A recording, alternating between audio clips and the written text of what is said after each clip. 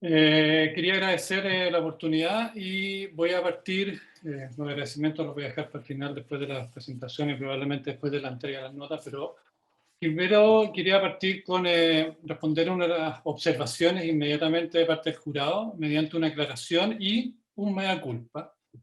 La tesis está compuesta por tres cuerpos, según las normas que entrega la Universidad de Palermo, y porque en algunas partes se me señaló que no tenía índice, el índice estaba, pero estaba incluido en el cuerpo A. Por lo tanto, creo que tengo entendido que el jurado solamente recibió el cuerpo B porque yo lo dividí en tres partes, y esa parte es mi mea culpa. Y lo otro es que efectivamente yo en ese envío cometí el error de no enviar la introducción, la cual está incorporada obviamente y está respondida el comentario hecho por el jurado. Así que habiendo hecho esa observación y habiendo hecho mi mea culpa, que creo que es lo primero que hay que hacer, voy a dar inicio a mi defensa, que tiene por título Diseño autopoyético, iluminación y caracterización del diseño desde la teoría de la autopoiesis. Lo primero que voy a hablar es sobre el espíritu que está detrás de esta tesis. Aquí vemos dos indicaciones de hacia dónde apunta esta tesis. Una tiene que ver con Buckminster Fuller, un ícono dentro del diseño sustentable que básicamente nos señala que uno nunca cambia las cosas luchando contra la realidad existente. Para cambiar algo, crea un nuevo modelo que le ¿Este ruido es mío? ¿Es de alguien más? Es de ¿Aló? alguien más. Es de alguien más. Ya. Y segundo, tenemos una imagen de Joaquín Torre García donde el mapa se da vuelta. Básicamente tiene que ver con una postura de poder decir desde dónde pensamos. Francisco Bilbao ya en 1864 abogaba por una independencia geopolítica de las Américas. Igualmente lo hace Gabriel Matei en su libro ¿Cuál es tu sur? Y obviamente no puedo dejar de mencionar en esa misma línea de pensamiento la escuela de arquitectura y diseño de la Universidad Católica de Valparaíso con sus travesías de Mereida. Yo pienso que para poder hacer diseño desde Latinoamérica nosotros tenemos que empezar a pensar nuestros propios modelos y dentro de esa línea, de ese espíritu de pensamiento es donde se inserta esta tesis. Las conclusiones a las cuales que se llega con esta tesis es básicamente que el diseño es una unidad autopoyética compuesta, donde es posible poder identificar sus fronteras, sus componentes, organización y estructura, y que estos se producen producto de las relaciones preferenciales que el diseño define.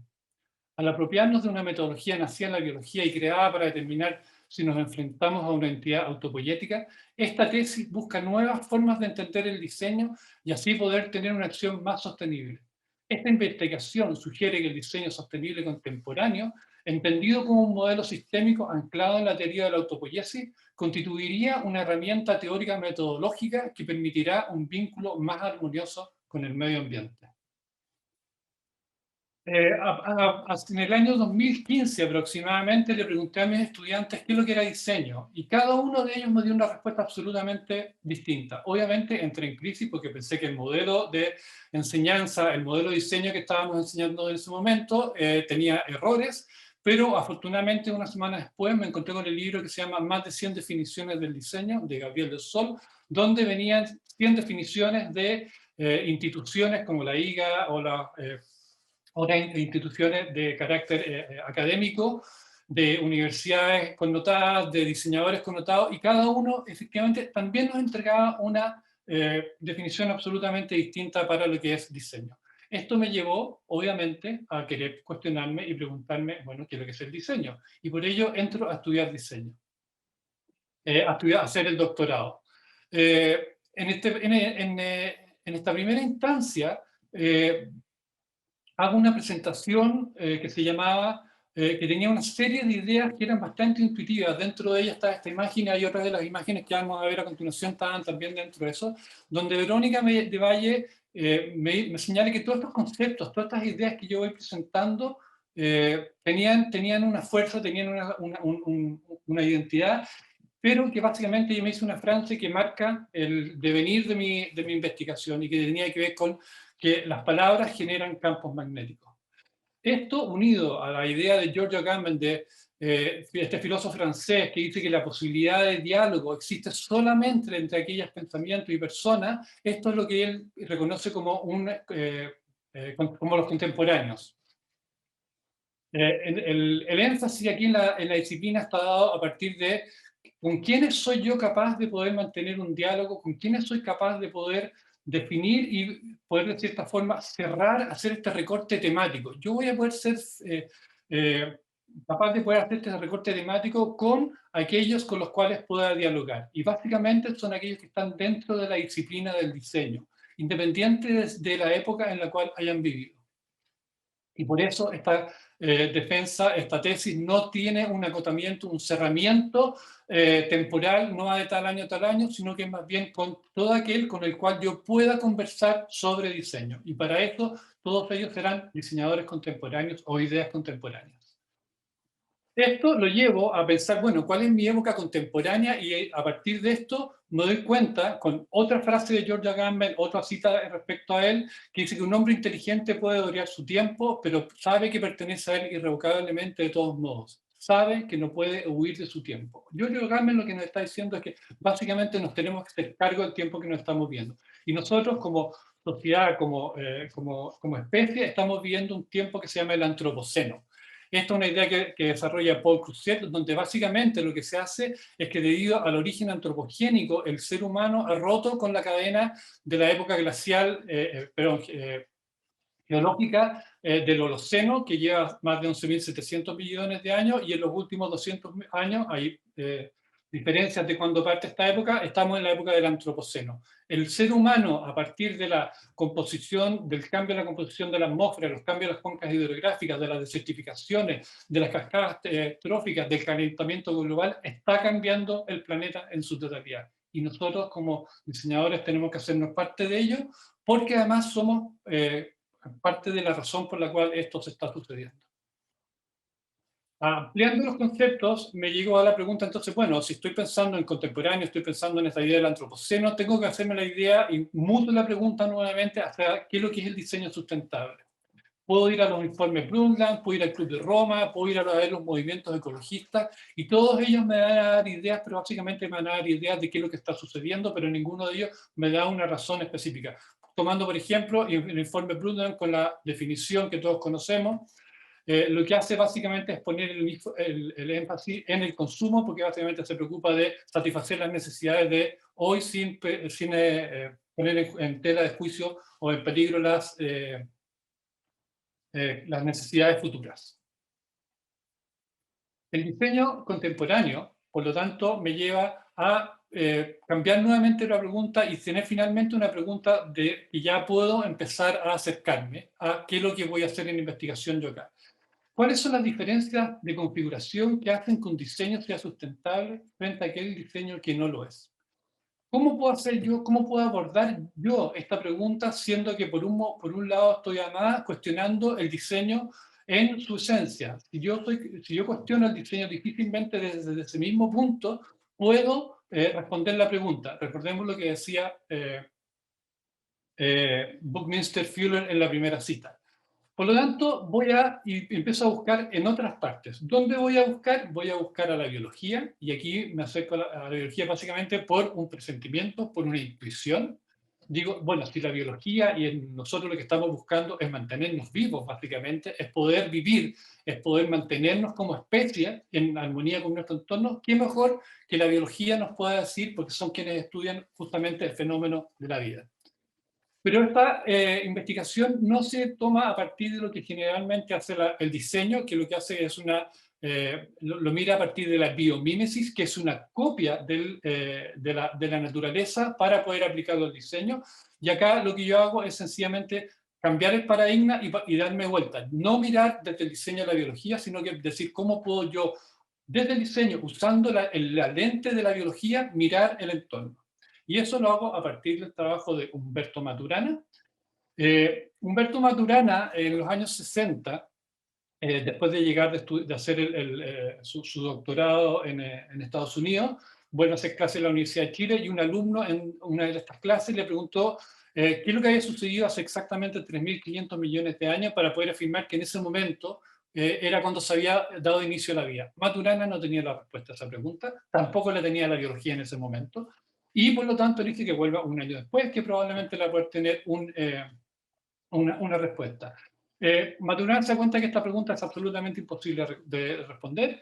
Muta la pregunta de qué se origina y se conserva hasta ahora, cuando se originan los seres vivos, que tampoco la puede responder porque no puede volver atrás. Y llega a la pregunta de qué diferencia a lo vivo de lo no vivo. Y finalmente llega una pregunta que puede contestar, y es, ¿qué clase de sistema es un ser vivo? La respuesta a esta pregunta, a la cual llega Maturana, es la autopoiesis. Junto a Francisco Varela desarrollan la teoría de la autopoiesis, que es la conjunción de uno mismo, auto, y poiesis, la creación o la producción. Uno mismo se crea a sí mismo. Una unidad autopoiética es aquella que crea, reproduce y repara sus propios componentes y organización. Estos elementos posteriormente también participan en dicho proceso. No hay nada más sustentable que eso. Obviamente, acá hay una definición que es mucho más extensa y que la podrán ver después en el resumen que voy a compartir. Esto llevado junto con, por un lado tengo la autopoiesis y por otro lado tengo absolutamente toda la historia y toda la tradición del diseño, lo cual me ayuda a terminar de cerrar mi recorte temático, pues estoy llegando a un punto en el cual estoy finalmente decidiendo desde dónde voy a poder investigar y qué es lo que y cómo lo voy a hacer. Sin embargo, tenía un problema, porque esta es exactamente el mismo dilema del pensamiento y del hacer que se venía dando desde hace tiempo a través del libro de William Swift de La batalla de los libros, por ejemplo, donde era el típico dilema del paleoconocimiento y del neoconocimiento, donde efectivamente teníamos por un lado, el conocimiento antiguo y el conocimiento nuevo, el hacer y el hacer, la tecnología, básicamente, el fabricar y la ciencia, específicamente, pero esto no me permitía poder hacerlo porque si es que yo lo hacía de esta forma, me encontraba con un dilema que era que yo estaba o en un lado o en el otro. Afortunadamente, Christine Reed señala que dentro del diseño hay alguien que viene a llenar este vacío y que es el diseñador, que es un observador interno. A partir de este posicionamiento, que es este observador interno, yo finalmente puedo decir, mi tesis es una tesis desde el diseño. Y en ese sentido, yo tomo la decisión de poder concentrarme y de poder hacer todo aquello de lo cual yo soy capaz como diseñador. Tomando un poco las palabras de Maturana y de Varela, uno hace aquello de lo cual es capaz. Y como tal, yo soy capaz de hacer una tesis desde el diseño como diseñador. Esto, obviamente, en conjunto con una serie de otras ideas que me van a permitir, desde el diseño, poder resolver una serie de otras interrogantes que me van apareciendo en el camino, porque esto es una construcción, no es algo que esté predeterminado. Aquí yo voy construyendo una teoría, una línea de pensamiento, y me apoyo fuertemente en la teoría general del sistema y en las ciencias sociales, pero no todo el campo disciplinar que ellas abarcan, sino que básicamente en pequeñas unidades, en pequeñas partes que son aquellas que me permiten poder reforzar y básicamente poder corroborar que aquellas líneas de pensamiento que yo estoy pensando ya han sido pensadas, ya han sido utilizadas o han sido probadas en otras ciencias.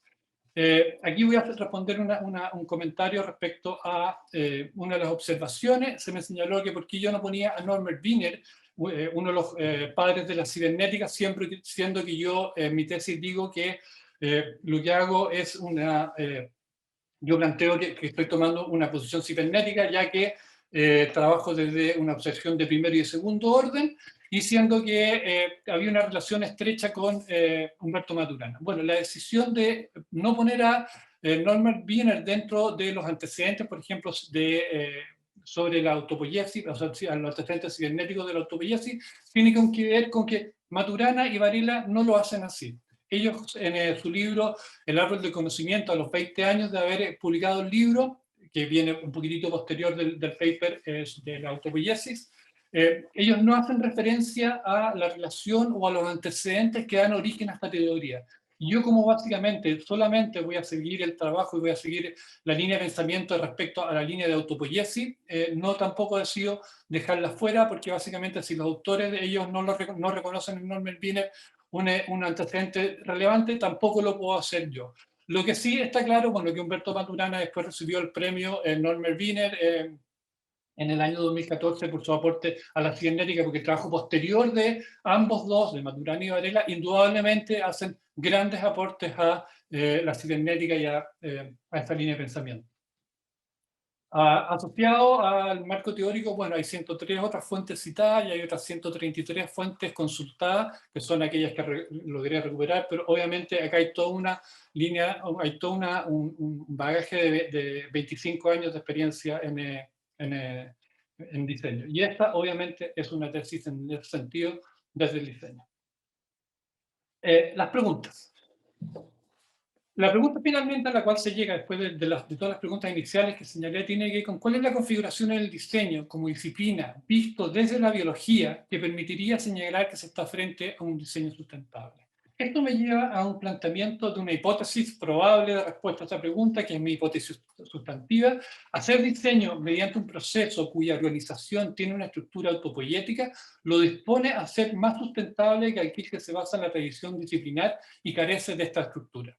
Ahora, ¿cómo pruebo esto? Vanessa Martello, en una de las correcciones que hicimos durante el doctorado, me dijo que porque en ese momento yo tenía proyectos y tenía diseñadores como mis objetos de estudio, pero la posibilidad de poder resolver esta pregunta, de poder verificar esta hipótesis, era prácticamente imposible. Y era prácticamente imposible porque no sabía qué es lo que yo tenía que mirar. Yo estaba trabajando a partir de la autopoiesis y estaba trabajando a partir del diseño. Pero no existía la carencia, o sea, no existían ni categorías ni variables definidas. Y como se lo señala en la tesis, no habían antecedentes de trabajos previos que hicieran esta conjunción entre estas dos ideas, estos dos conceptos, diseño y autopoiesis. En otra corrección, Roxana Inoue me señala que dentro del contexto de una investigación breve, lo cual me llegó al corazón porque yo juraba que estaba haciendo algo realmente profundo, como es un doctorado, no es factible, me dijo. Tú no puedes pretender resolver esta interrogante en una investigación de este tipo. Y ella me sugiere hacer aquello de lo cual soy capaz, muy parecido a lo cual Maturana y Varela ya me habían señalado. Me dice, tú lo que tienes que hacer es iluminar el diseño desde la autopoiesis. Y esto es lo que llevo a cabo en esta tesis. Por lo tanto, mi hipótesis sustantiva cambia a una hipótesis de trabajo, que es aquella de la cual me puedo hacer cargo. El diseño iluminado desde la autopoiesis permitiría nuevas configuraciones disciplinares sin perder su identidad, adentrándose en nuevos paradigmas procedimentales. Y eso me lleva a un objetivo general, que es aquel que tengo que cumplir y que es el cual ya pudimos ver al principio cuando leí las conclusiones, que se cumple. Buscar convergencias entre la teoría de la autopoiesis y el diseño, de manera que se sienten las bases sistémicas sobre las cuales sea posible comenzar a pensar un nuevo modelo metodológico más sustentable y amigable con el medio ambiente. Eso es un objetivo del cual sí me puedo hacer cargo. Esto me lleva y me permite generar preguntas secundarias, hipótesis derivadas y objetivos específicos que los voy a presentar más adelante. Finalmente, el enfoque metodológico que se ocupa para realizar esta investigación es un enfoque presentado por Juan Zamaja, en el cual, debido a la absoluta ausencia de categorías y variables o de un vínculo entre el diseño y la autopoiesis, me veo forzado a ir generando la teoría y los datos de manera simultánea. O sea, básicamente, y esto lo hago a partir de la intuición, y esto está reconocido en los escritos de Roxana Inoue, que es la experiencia previa del diseñador, del investigador, básicamente, el que permite ir haciendo ciertas asociaciones, básicamente debido al expertise que este individuo tiene. Y en este caso, yo me apoyo en mis 25 años de experiencia como diseñador y como docente, y me dejo llevar por eso, y por eso puedo, por ejemplo, llegar a las conclusiones y a generar la estructura de investigación con la cual tengo. Yo, de esta forma, me permito guiar la búsqueda en comparación a temas semejantes y así lograr el ordenamiento de experiencia investigativa. Gonzalo, ¿Sí? Estás en la mitad de tu presentación. Exactamente, voy justo a tiempo, Roberto, gracias.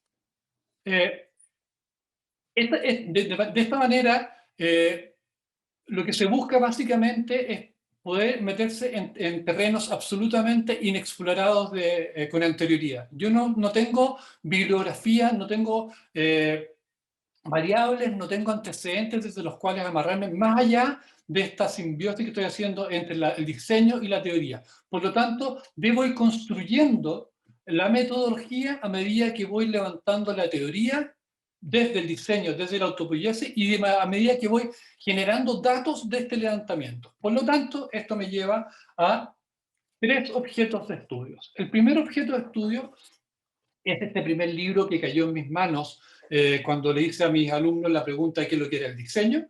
Y en este libro yo lo que hago es poder, me hago cargo de la primera pregunta secundaria, de una hipótesis derivada y un objetivo específico, que no voy a entrar en detalle porque si no vamos a pasarnos lejos de los 40 minutos, pero básicamente lo que se hace en esta primer objeto de estudio es tomar elementos, es tomar conceptos que habían vuelto a definir Maturana y Varela, y estos conceptos eran la unidad simple, la compuesta, las fronteras, el contexto, la organización, estructura, integridad, y el input y el output, que vienen de la teoría general del sistema, que ellos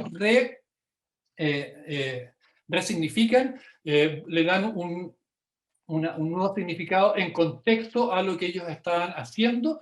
Yo tomo estos conceptos y me voy a este primer libro, a estas primeras 100 definiciones, a ver si es que puedo encontrar rasgos que me permitan decir si esta serie de ideas, esta serie de conceptos están presentes en estas definiciones de diseño. Afortunadamente, sí estaban. Aquí están, por ejemplo, en los porcentajes en los que ellos aparecieron en esta primera aproximación, con lo cual los primeros conceptos se iluminaron en el diseño, con lo cual, de cierta forma, se me prende una luz verde para poder decir, sí, yo puedo investigar el tema de la autopoiesis en el diseño, así que puedo continuar. Pero, sin embargo, estos eran conceptos que venían de la autopoiesis y yo necesitaba para ello poder desarrollar mis propias variables, mis propios conceptos. El segundo objeto lo que hace es adentrarse en, básicamente, la tradición disciplinar y tratar de encontrar componentes, tratar de encontrar aquellos elementos que sean propios del diseño y que se hayan mantenido en la literatura y que uno indudablemente a donde vaya a ver los pueda encontrar. Muchas veces, muchos de ellos no estaban referidos con las palabras que se señalan acá, pero debido a la asociación de conceptos que manejan, fueron agrupados. Obviamente me voy a la tradición y parto desde la Bauhaus y parto inclusive desde antes. Trabajo con autores como Buchanan, obviamente con la Bauhaus, pero también me voy específicamente y me interesan de sobremanera todos aquellos que tienen que ver con la tradición disciplinar en relación a la sustentabilidad, y es por eso que trabajo con Mr. Führer, aparece el concepto de crowd to crowd de Branham y McDonald, y aparece el Papanek y un montón de otros conceptos y otras ideas que tomo de distintos autores, y llego a la conclusión de que efectivamente hay presentes 7 componentes que están presentes en el diseño, que son el componente humano, el componente teleológico, el componente operacional, el transicional, el relacional, el observacional y el alopoético. Y defino en este primer acercamiento, doy una definición y doy ciertas ideas de qué es lo que es cada uno de ellos. Sin embargo, esto estaba dado esto a partir de mi percepción respecto a los artículos y a los libros y a la tradición disciplinar que yo había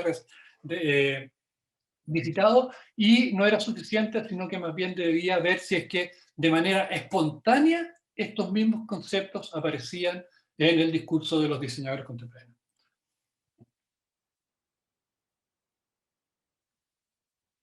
Para ello, genero un tercer objeto de estudio que está basado en un método de 6 pasos publicado en Autopoiesis, la organización de los sistemas vivos, su caracterización, y un modelo que no es más que un checklist que realizan Humberto Maturana, Varela y un tercer autor, Uribe, donde ellos básicamente, debido al impacto que estaba teniendo el concepto de la autopoiesis y que se estaba desparramando por una sinnúmero de otras disciplinas, y uno lo puede ver dentro de la computación, de la cibernética, de las ciencias sociales, etcétera, etcétera, etcétera. Ellos decían hacer un checklist para poder definir si que efectivamente nos encontramos o no frente a un sistema, a una entidad de carácter autopoyético. Y ellos inclusive reconocen el impacto de este concepto y deciden llamarle a el concepto que ellos trabajaban, que era el autopoiesis. Dentro de la biología le ponen un apellido y pasa a ser la autopoiesis molecular. Y dejando de cierta forma libre el camino para el uso de este concepto en cualquier otro campo disciplinar que así sea. Obviamente me hago cargo nuevamente de nuevas preguntas secundarias, nuevas hipótesis derivadas y objetivos específicos asociados que ya tienen que ver con la correlación de la composición estructural del diseño desde la autopoiesis.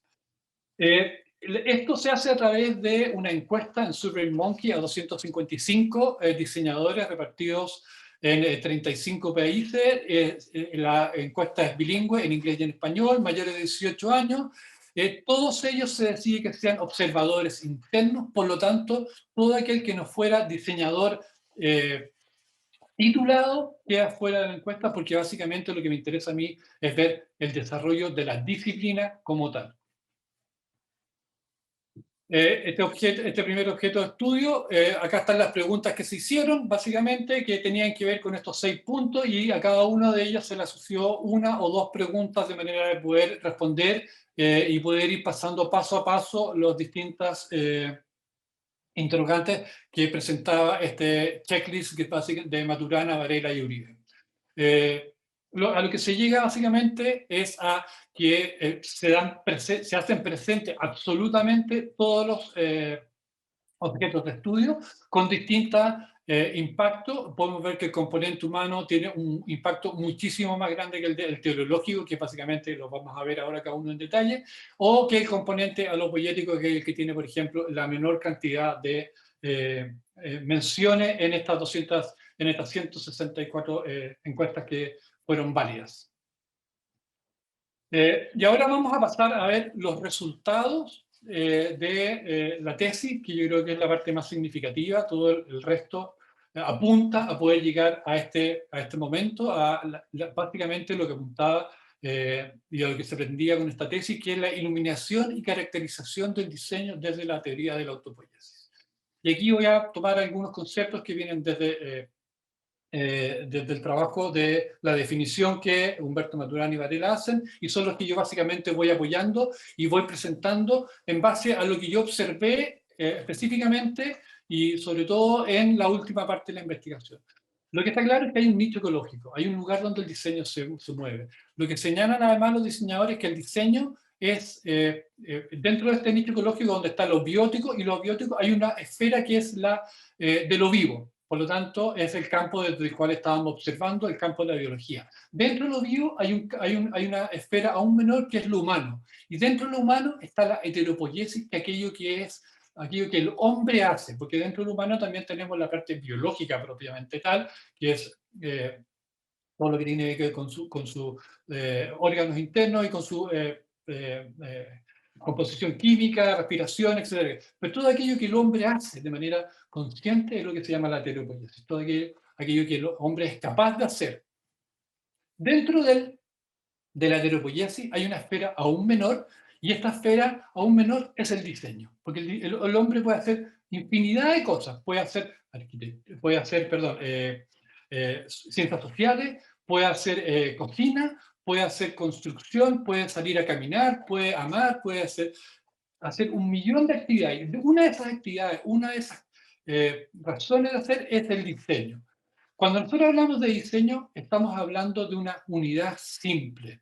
No somos capaces de visualizar qué es lo que existe dentro del diseño. Y aquí viene una de las primeras definiciones. Aquí es importante señalar que son los diseñadores, estos diseñadores que rellenan esta encuesta, quienes dicen que el diseño es distinto a otras cosas. Por ejemplo, dicen, y están enfáticos en señalar que el diseño es distinto al arte. Tenemos un montón de elementos en común, pero no somos disciplinas distintas. así como lo somos de la medicina y como somos de los juegos tradicionales. Dentro del diseño, estos 7 componentes que fueron identificados, lo que logran hacer es que convierten al diseño en una unidad compuesta. Y nosotros ya sabemos qué es lo que existe dentro del diseño y por lo tanto podemos empezar a hacernos cargo de esos distintos elementos. Vemos en detalle cuáles son estos componentes. Y las definiciones que estoy haciendo ahora de respecto al componente del diseño pueden parecer taxativas, pero veremos más adelante que son dinámicas. El primer componente es el componente humano, que fue el que tuvo mayor cantidad de menciones, tiene que ver con el componente humano o es la dimensión referencial. Todo lo que hace el diseño, al estar inserto dentro de la heteropoiesis, es una actividad humana y todo lo que nosotros hacemos como diseñadores tiene referencia al ser humano. Siempre nos preguntamos qué pasa en relación al ser humano. ¿Por qué el ser humano toma esta decisión? ¿Cuáles son las actividades o por qué hay una decisión ética respecto a esto? ¿Cuáles son las consecuencias en términos sociales? Y dentro de eso, el componente humano tiene 3 posibles ubicaciones dentro del espacio. Una que es el diseñador, que es este observador interno, que es el que construye la disciplina y que es el que toma las decisiones dentro del diseño. Después, en la frontera, hay un cliente o un fabricante, que en el fondo hay una negociación. Y finalmente, afuera está el usuario, que es donde quién es generalmente a quién va destinado el producto de nuestro hacer disciplinar.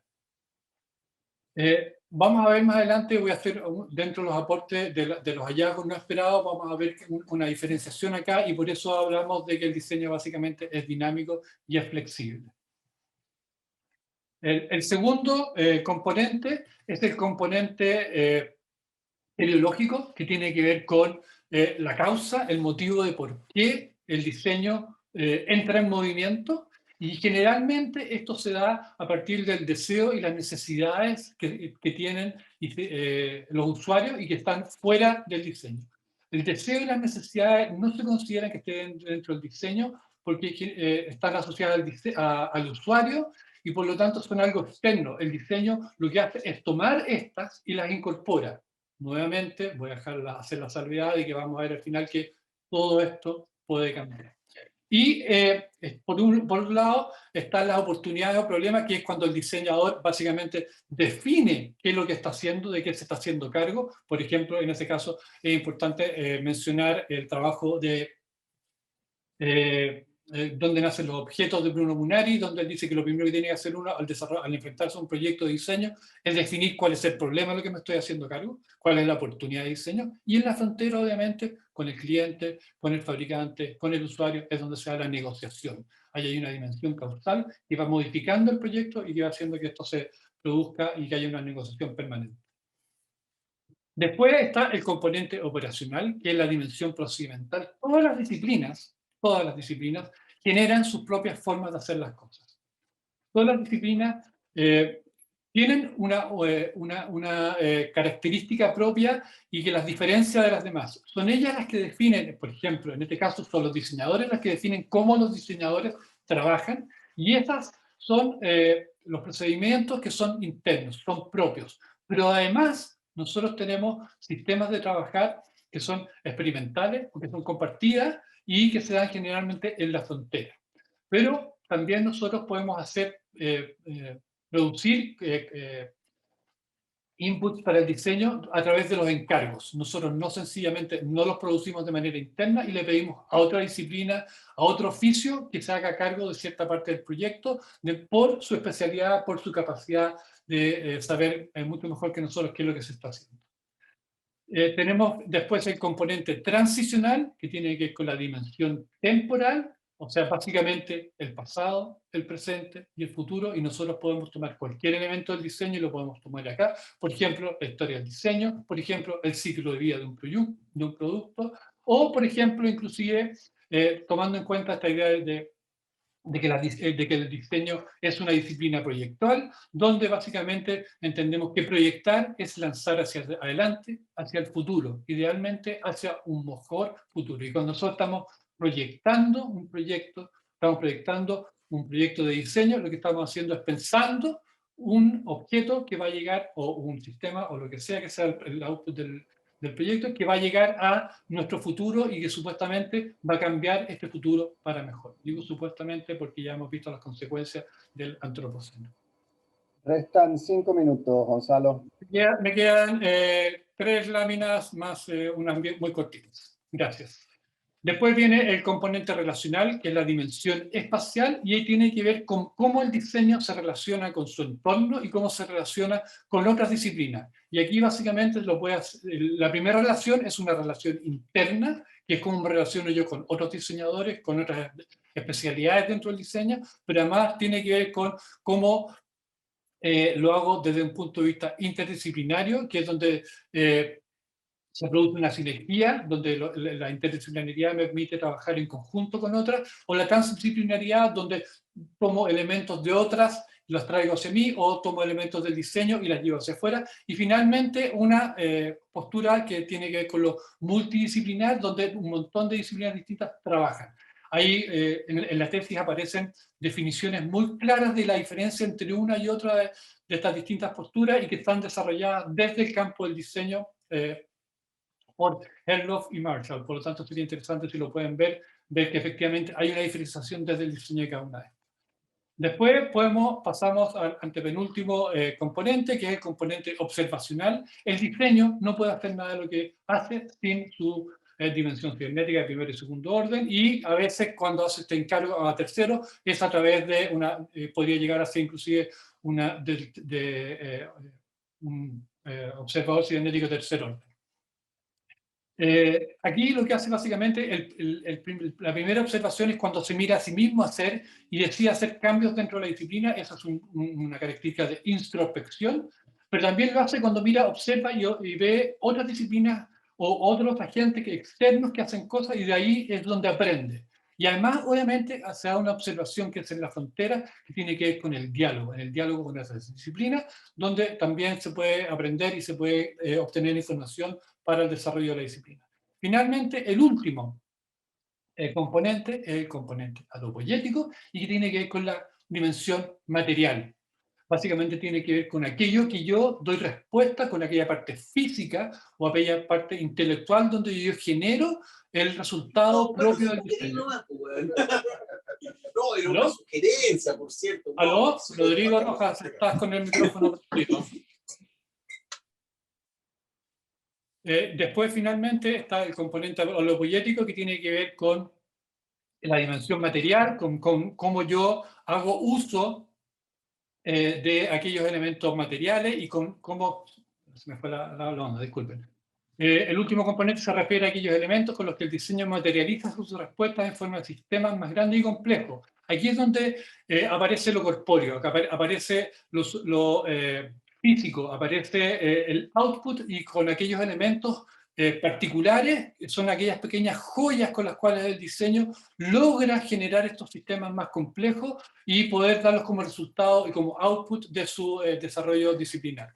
Estos obviamente pueden ser propios, pueden ser compartidos y pueden ser ajenos, a los cuales yo me apropio y los incorporo. Por ejemplo, los propios del desarrollo de nuevos materiales o aquellos materiales que han sido desarrollados de manera externa. Estos son los 7 componentes que nos llevan nuevamente a las conclusiones. Y aquí me voy a tomar la libertad de leer un poco de párrafo, así que me queda un minuto. Creo que me va a pasar como 3 minutos, Roberto. El diseño es una disciplina que está circunscrita dentro de la heteropoiesis, lo que significa que es una actividad humana.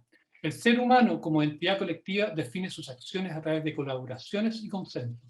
El diseño es el producto de un grupo de individuos que durante un periodo de tiempo han dialogado entre sí y juntos han conformado un conjunto de componentes, y la forma en que estos se despliegan constituyen el sistema que se ha llamado diseño.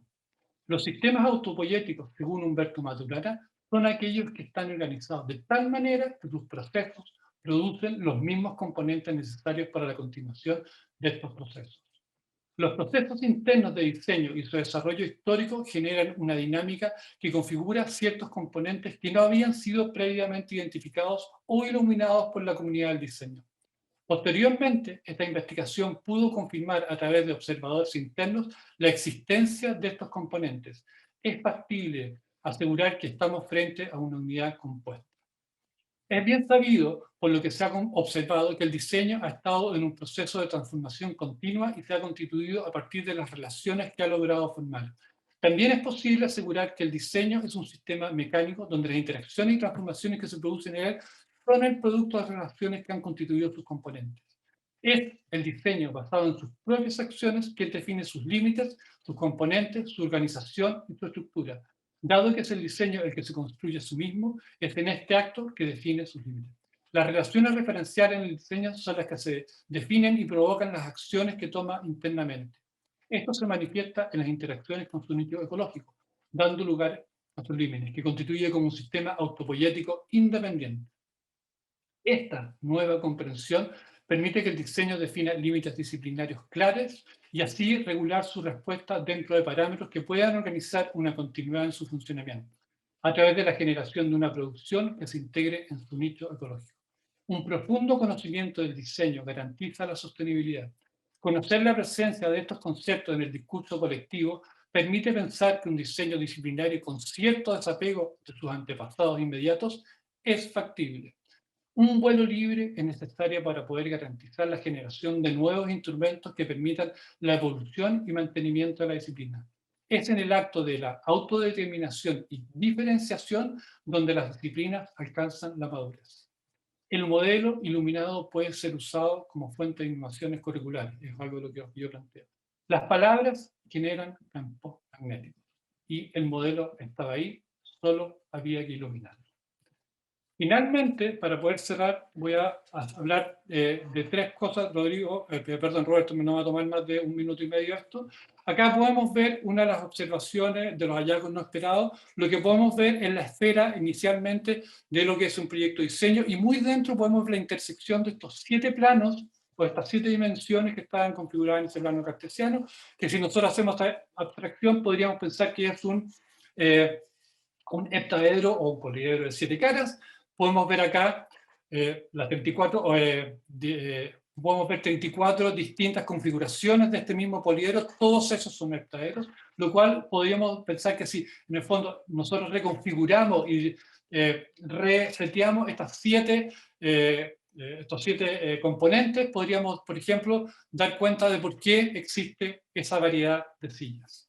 Otra de los hallazgos que nace posteriormente, aquí podemos ver el componente humano, con una de las cosas que yo decía al principio, de esta cosa que era dinámico y que era elástico, podemos ver la dimensión referencial, el componente humano, que ha sido deformado, donde se ha incorporado al cliente y al fabricante al proceso de diseño, y esto no es más que una representación gráfica de lo que es el diseño participativo. Y finalmente, quiero señalar otro aspecto que tiene que ver con aquello que no es diseño, y que muchas veces se señala que todo lo que nos rodea es diseño. Yo no creo que sea así. Yo creo que existe algo que Oscar Jurado y Guy Bonsiepe, no exactamente los mismos términos que yo lo planteo yo y que lo defino al final de la tesis. Existe lo que se llama el protodiseño, aquello que viene antes del diseño, y esto tiene que ver básicamente con que el diseño es hecho solamente por diseñadores y dentro de la disciplina. O uno realmente piensa que cuando está ocupando un parte curita, está haciendo medicina. El diseño es una disciplina y ha sido iluminada desde la autopista. Esta es mi presentación. Gracias. Bueno, muchas gracias. Vamos a pasar al segundo momento, igualmente importante, con la participación del tribunal. Invito en primer lugar a la doctora Martelo. Vanessa, ¿querés hacer alguna pregunta, expresar alguna opinión? Bueno, primero felicitarte, Gonzalo, por el gran trabajo que hiciste, por asumir el desafío de, como vos contás, de introducirte en un terreno tan inexplorado. Destacar un punto muy alto en la pesquisa, que fue el gran trabajo que realizaste de recolección, ordenamiento, análisis e interpretación de la información. Hay algunas cuestiones y observaciones que te había hecho y que, bueno, vos aclaraste, cuando comenzaste la defensa.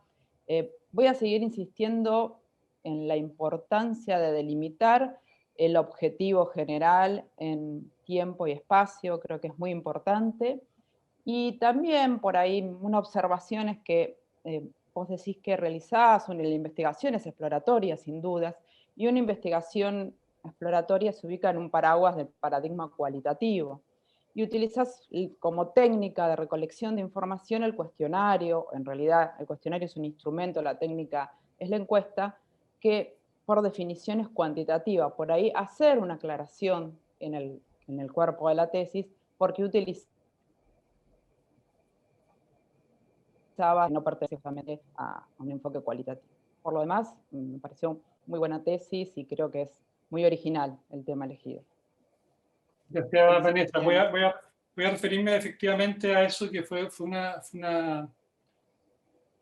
de las grandes preguntas que tuve, que inclusive contigo lo conversamos varias veces durante las correcciones, que tenía que ver con cómo poder delimitar esta tesis, y fue súper difícil. Yo ahora hice una observación y la incorporé dentro del último envío, donde efectivamente digo que yo lo que hago es revisar principalmente aquella bibliografía, sobre todo para la parte bibliográfica, que tiene que ver con aquellos momentos en los cuales la historia del diseño, de cierta forma, más bien la tradición europea, señala que se inicia el diseño, que básicamente tiene que, dependiendo de donde uno se pare o dependiendo el libro que uno tome, puede partir desde la revolución industrial o puede partir desde la creación de la Bauhaus y de los movimientos en Europa a principios del siglo pasado.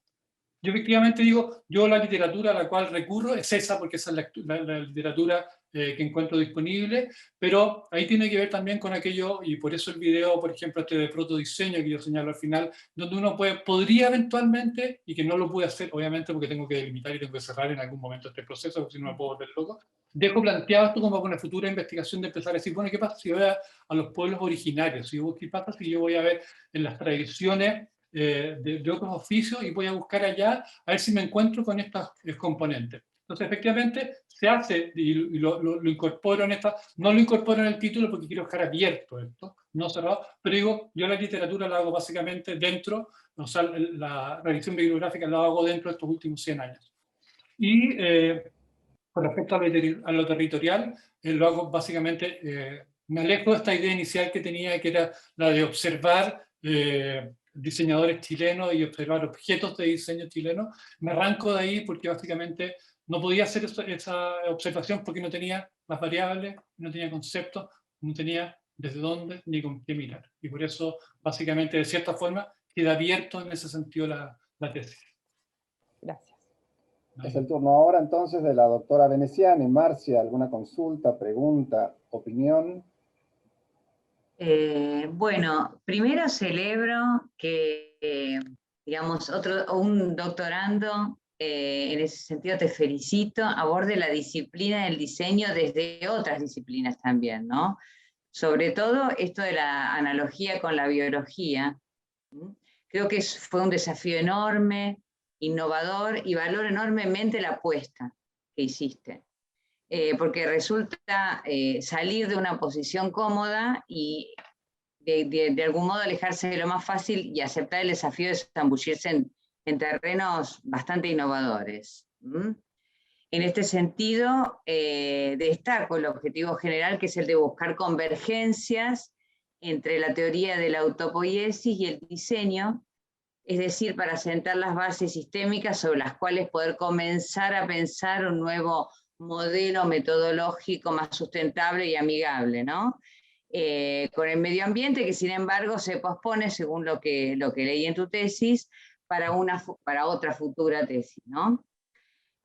Coincido contigo en que es necesario que el diseño pueda desarrollar sus propios modelos y metodologías, y lo expuesto resulta concorde con esto, creo que fue en el capítulo 5, y que se espera pueda continuar con futuros estudios que le permitan proponer el modelo para poder corroborar la primera hipótesis sustantiva vinculada a la sustentabilidad, ¿no? En este sentido, citás a Buchanan, creo que es en la página 64, si no recuerdo mal, donde afirmás, fundamentando, ¿no?, con sus palabras, que de hecho la variedad de investigaciones reportadas en distintos documentos de conferencias, artículos de revistas y libros, sugiere que el diseño continúa expandiéndose en sus significados y conexiones, revelando dimensiones inesperadas en la práctica, así como en su comprensión, ¿no?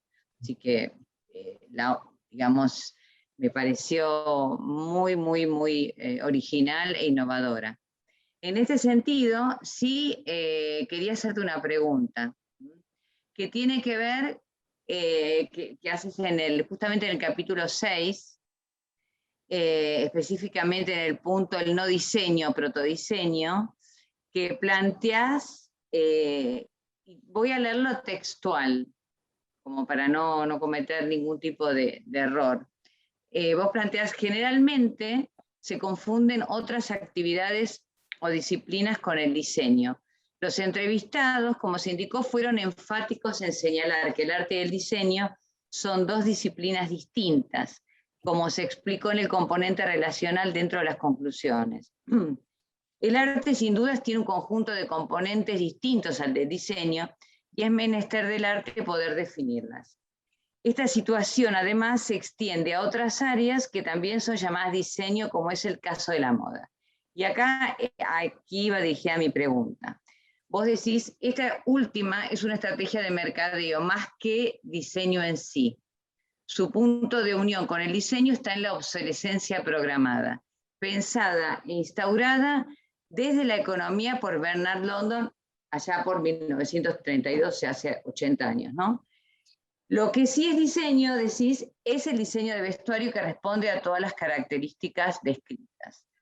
Entonces, quisiera en este sentido que fueses un poco más específico como para fundamentar con mayor rigurosidad esto de por qué el diseño de modas no sería diseño.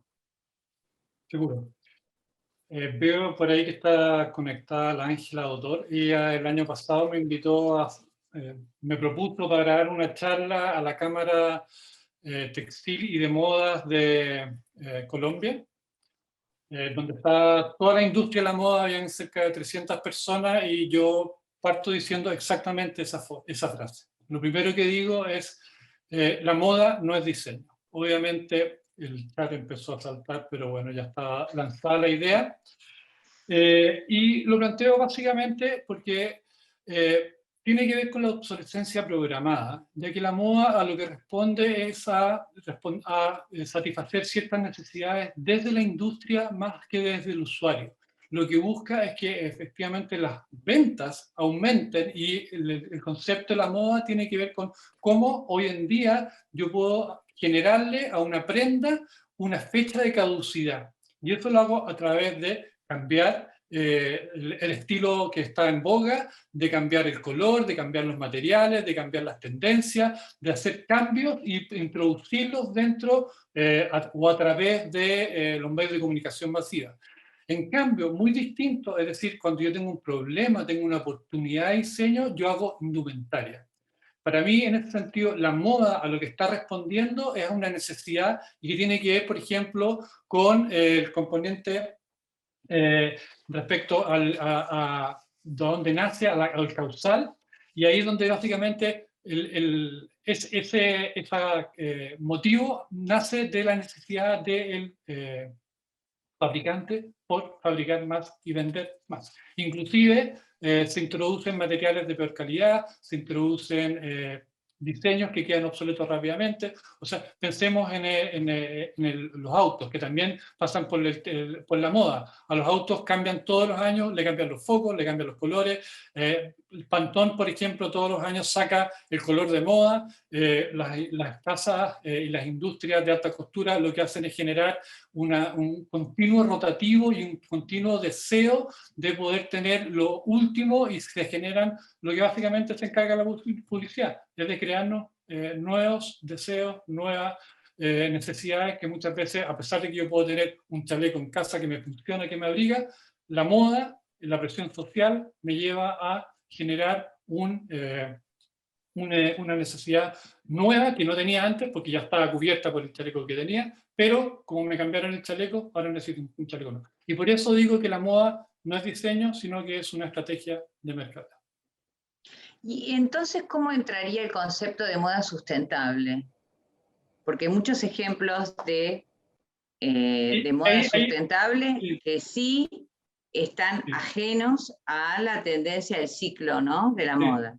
Es que ahí yo creo que ahí tiene que ver un poco con el uso, y que de hecho creo que lo puse en alguna parte en los cambios que hice en la introducción, tiene que ver con los usos y tiene que ver con esto que hablaba Verónica Valle, esta cosa que las palabras generan campos magnéticos. O sea, yo creo que el uso de la palabra diseño también es una palabra que está súper manoseada y está súper desfigurada de cierta forma.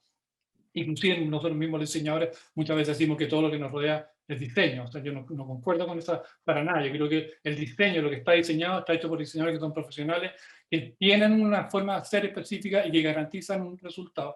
Y en ese sentido, la moda sustentable yo creo que tiene que ver con, nuevamente, lo que los gringos en Estados Unidos han llamado muy claramente como el greenwash.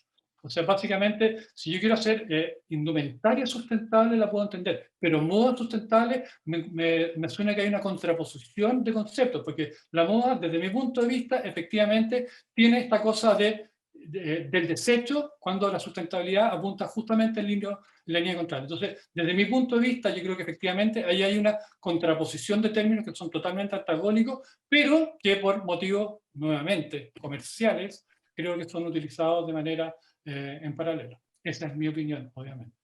Bueno, muchas gracias, Gonzalo. Marcia. Bueno, le damos lugar entonces al doctor Feringer. Cristian, ¿alguna pregunta, opinión, consulta de desarrollo, comentario? Hola, buenas tardes. Bueno, primero felicitarlo. La verdad que fue muy grato leer la tesis, se me hizo muy rápida, muy fluida. Me gusta, bueno, ahora con las preguntas que hicieron el jurado, la verdad que justo, bueno, iba a preguntar sobre la moda, pero lo que me gustó mucho es esto de crear valor dentro, pasa lo mismo en el arte, ¿no? Con esto de todo es arte, cosa que tampoco comparto, como todo diseño, ¿sí? Y bueno, crear un marco de valor a la actividad me parece importantísimo, aparte de la creación de contenido bueno, esta innovación que hubo. Lo que le quería preguntar, bueno, justamente es, según lo que estuvo desarrollando la tesis, ¿por dónde tendría que ir el diseño para seguir creando valor o diferenciarse? Porque hay muchas cosas que hizo de la definición en la moda que cuando uno define o piensa en diseño, también piensa en mercado, en vender más, en que se renueve rápidamente y compren algo nuevo. Entonces, ¿por dónde tendría que ir el diseño para diferenciarse de lo que el diseño no es moda, ¿no? Mira, es súper buena tu pregunta, porque es una pregunta que yo no sé si puedo responder. Y no la puedo responder de manera individual porque yo creo que le corresponde al diseño como colectivo poder resolver eso. Yo lo que hago a través de la tesis es presentar unas ciertas conceptos y los dejo ahí para el uso del diseño. Ahora, tratando de contestar la pregunta desde mi lugar, yo creo que el diseñador lo que tiene que hacer es tomar conciencia. Primero que nada, tomar conciencia de que su accionar va mucho más allá solamente de la generación de una cáscara externa, y sino que de señalar que su accionar tiene repercusiones sobre todo de carácter ético. Cuando uno diseña, lo que está diseñando va directamente en beneficio o en desmedro de un individuo o de un grupo social. Y eso pasa por toda la cadena de producción y por todo el ciclo de vida del producto, básicamente. Desde la creación del material, desde la extracción de las fuentes naturales o de la creación de nuevos materiales, por ejemplo. Hay toda una cadena de valor que va creciendo, y el diseñador muchas veces ha tenido esta postura de decir, yo me voy a hacer cargo de esta parte y el resto no la veo. O sea, los inicios disciplinares básicamente lo que hacían era eso, era básicamente hacerse cargo de juntar oficios llevarlos a la forma y poder hacer trabajar al artista junto con el oficio de manera a generar esta nueva idea, por ejemplo, lo que plantea la Bauhaus, esta nueva idea de esta nueva profesión. Yo creo que el diseño tiene una responsabilidad que es mucho, mucho más potente que esa, y que tiene que ver con lo que te decía, hacerse cargo de que lo que nosotros estamos haciendo, y tengo un video por ahí también dando vueltas, yo creo que el diseño, cuando uno hace diseño, lo que está haciendo es un acto político. Haciendo un acto político de uno al momento de elegir un cliente, al momento de definir materialidad, al momento de decir de dónde se fabrica ese diseño, al momento de decir cuáles son los componentes sociales, comunicacionales, qué tipo de tipografía voy a usar, por ejemplo, todas esas son todas decisiones políticas. Yo puedo ponerme en un lado o puedo ponerme en el otro. Ahora, lo que busca esta tesis es que esos componentes hagan visibles esas preguntas. Y básicamente lo que hace esta tesis es presentarle preguntas posibles a un diseñador, de manera que él se pueda hacer preguntas relativas a cada uno de estos componentes y decir, bueno, ¿dónde está, por ejemplo, el motivo de mi proyecto? ¿Dónde está, cómo me voy a relacionar yo con otras disciplinas? ¿Con quiénes me tengo que relacionar? ¿Me voy a relacionar con este proyecto solamente con un ingeniero comercial, solamente con el departamento de marketing, o también me debería relacionar, por ejemplo, con un sociólogo que me diga cuál es el impacto que va a tener este proyecto en la sociedad? O sea, esta tesis viene a hacer, y lo que viene a plantear de cierta forma también, es a poner preguntas posibles para los diseñadores. Porque básicamente yo siempre he dicho, y mis alumnos que están por ahí probablemente me han escuchado millones de veces esto, un buen diseñador no da respuestas, un buen diseñador hace preguntas. Muchas gracias, Gonzalo. Gracias. Bueno, y entramos en el tercer momento, que es la deliberación. Acaba de desaparecer Cristian. No, yo aparecí de vuelta.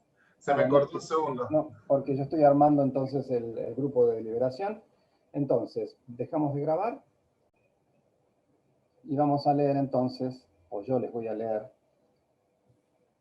el dictamen en nombre del tribunal. Bien, esta tesis es un trabajo sólido, rico y fluido. Es de destacar la excelente redacción de todo el escrito. El tema resulta relevante en la medida en que aborda un fenómeno de gran importancia en la actualidad, la responsabilidad del diseño en el deterioro ambiental. Esta problemática comienza a formar parte de la agenda de los actores del campo disciplinar. En cuanto al marco teórico, el tesista se posiciona y sostiene que por tratarse de una de las primeras aproximaciones entre el diseño como disciplina compleja y la teoría de la autopoiesis, no se cuenta con un estado de la cuestión específico como punto de partida, lo cual lo lleva a trabajar con una mirada exploratoria. Por consiguiente, aborda su objeto de estudio teniendo en cuenta un horizonte de incertidumbre. Realiza de este modo un recorrido por una serie de autores y movimientos significativos con la finalidad de poder presentar un relato teórico en congruencia con los objetivos buscados. El trabajo de campo, las encuestas y el análisis estadístico suman otro punto a destacar del trabajo, del que se infieren importantes aportes. Las conclusiones configuran una auténtica contribución al conocimiento del diseño y su relación con el medio ambiente. El tesista posee una mirada original sobre los temas investigados. Tal vez es ese uno de los puntos más fuertes de la tesis. Construye su trabajo con un planteo global innovador y disruptivo en el contexto de referencia, retomando dichos antecedentes considerados de relevancia. La tesis propone llegar hasta la presentación de un modelo teórico de diseño abordado desde la autopoiesis. Se valora el original abordaje, ya que tanto la exploración y la experimentación son también formas de investigar en disciplinas noveles, como en este caso el diseño. Se ve por momentos una postura muy firme sobre el tema y tal vez previa a la investigación. Se destaca, sin embargo, la originalidad de enfoque. Se cuestiona en parte la prescindencia de normas, lo mismo que la ausencia de sistematización metodológica propia del conocimiento científico. La organización no parece ser la más eficiente porque se presenta algo desordenada. Llama la atención la ausencia de introducción. Esto hubiera ayudado al lector a ubicarse en el escrito. algunas cuestiones, como las sentencias sobre la moda y el diseño, no fueron suficientemente fundamentadas, sobre todo en la presentación. Se ponderan los diagramas y los gráficos, no solo en la presentación, sino también en el escrito. Fue una presentación muy visual.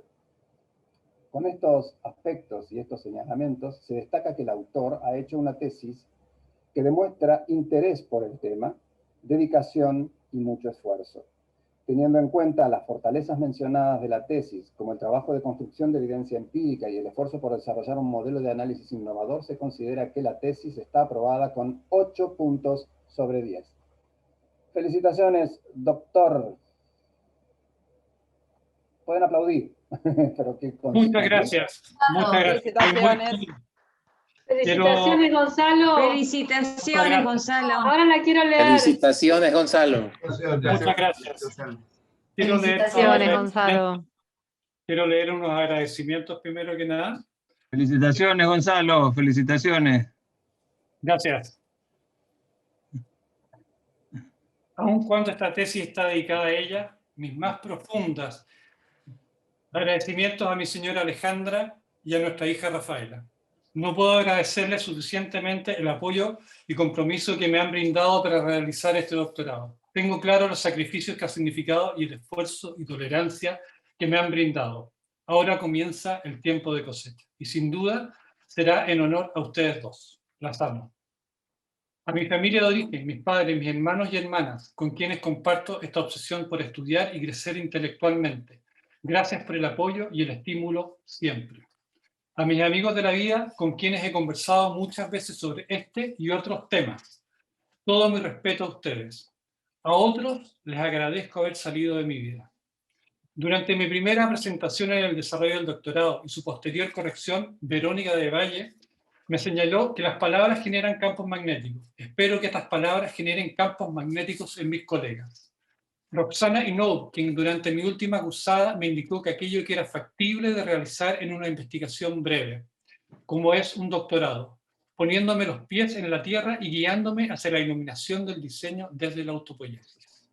A todos los profesores que me realizaron clases durante el curso del doctorado, cada una de sus enseñanzas está recogida en nuestro trabajo, especialmente con cariño a Ana Carino, Cecilia Maceo, Marina Matarese, Vanessa Martelo, Verónica Paiva y Martín Isidoro, con quienes tuve la oportunidad de compartir más. A Roberto Céspedes, Jorge Gaito y María Valesca Toledo por su preocupación y apoyo. Además, a los miembros del jurado, doctora Vanessa Martelo, doctora Marcia Veneciani y el doctor Cristian Fellinger, quienes gracias a sus efectivas indicaciones lograron que esta tesis pudiese llegar a puerto. A cada uno de mis compañeros de las cursadas 6, con quienes ingresé a esta aventura y que me ayudaron a iniciar la búsqueda. A mis compañeros de la cursada 7, a quienes conocí después de darme un tiempo para pensar a dónde debía dirigir este trabajo de investigación. Los comentarios y el apoyo de todos ustedes, con quienes tuve el placer de compartir sala, ayudaron a aclarar mis ideas y poder convertirlas en el trabajo aquí expuesto.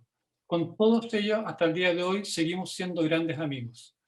Al igual a otros miembros de otras cortes con quienes tuve el privilegio de compartir durante las pausas en las clases. Sin duda, mi director de tesis, Carmelo Zapula, quien merece una mención aparte, pues sin su dedicación esta tesis no sería lo que es. Tener la fuerza de querer guiar mi tesis sin interés alguno solo me muestra lo mejor del diseño.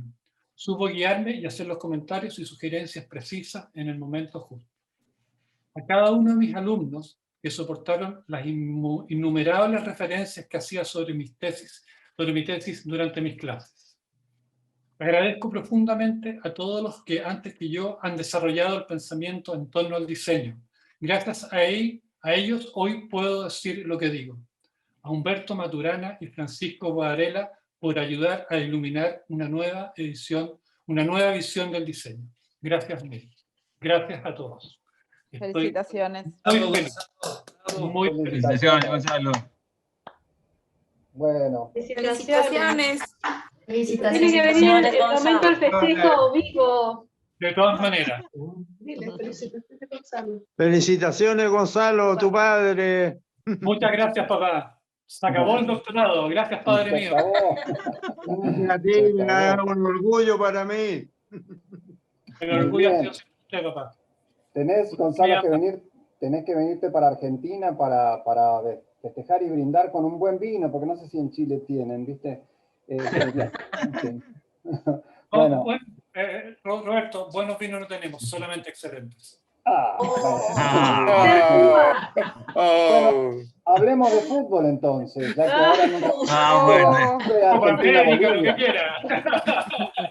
Bueno, un abrazo para todos, nos estamos viendo.